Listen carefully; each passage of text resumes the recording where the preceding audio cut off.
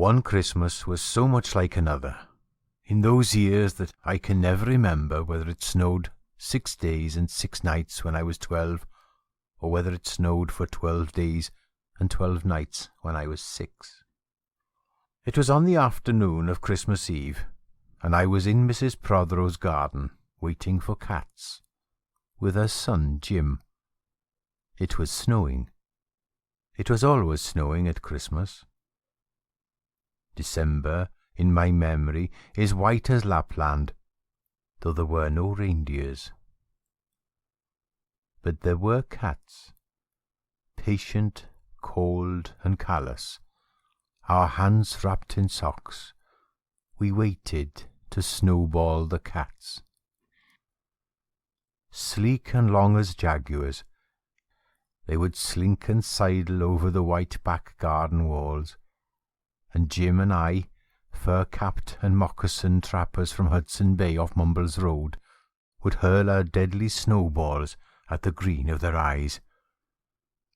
The wise cats never appeared.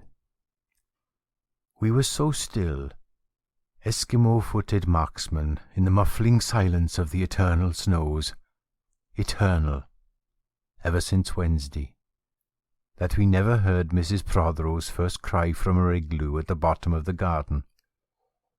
Or, if we heard at all, it was to us like the far-off challenge of our enemy and prey, the neighbour's polar cat. But soon the voice grew louder. "Fire!" cried Mrs. Prothero, as she beat the dinner gong, and we ran down the garden with the snowballs in our arms towards the house.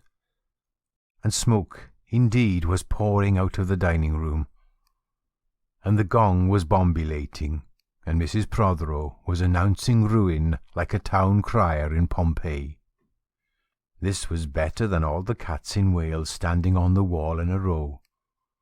We bounded into the house, laden with snowballs, and stopped at the open door of the smoke-filled room. Something was burning, all right. Perhaps it was Mr. Prothero, who always slept there after midday dinner with a newspaper over his face. But he was standing in the middle of the room, saying, "A fine Christmas," and smacking at the smoke with a slipper. "Call the fire brigade," cried Mrs. Prothero, as she beat the gong. "They won't be there," said Mr. Prothero. "It's Christmas." There was no fire to be seen, only clouds of smoke, and Mr. Prothero standing in the middle of them, waving his slipper as though he were conducting. "Do something," he said.